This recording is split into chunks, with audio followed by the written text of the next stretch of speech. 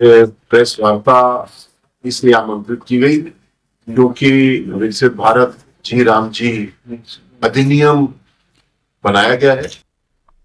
उसके संबंध में आपको ब्रीफ करने के लिए आपके माध्यम से गाजियाबाद के हर नागरिक तक, विशेषकर जो संभावित लाभार्थी हैं, उन तक योजना के क्या प्रावधान है, कैसे उसको पूरा करना है, इसके लिए आज की प्रेस कॉन्फ्रेंस है। आपका पुनः स्वागत। सबसे पहले इलेक्ट्रॉनिक मीडिया के फॉर्मेट के लिए जो इससे पूर्व की योजना थी मनरेगा, उसमें कुछ सुधार की आवश्यकता भी महसूस हुई और कुछ आमूलचूल परिवर्तन की आवश्यकता भी महसूस हुई।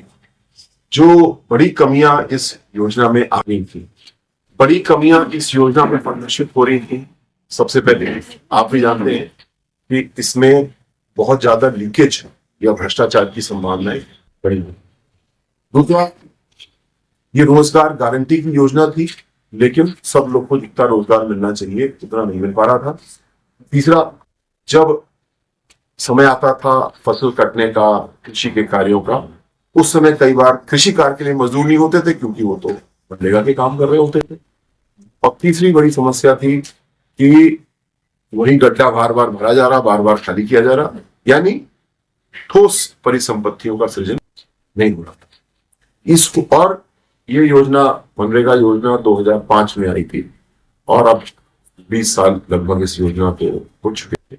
तो केवल छोटा मोटा परिवर्तन नहीं, एक ट्रांसफॉर्मेशन, एक बड़ा परिवर्तन करने की आवश्यकता इसमें महसूस की गई और इसलिए विकसित भारत रोजगार गारंटी फॉर रोजगार ग्रामीण वीबी जी राम जी एक्ट पास की गई।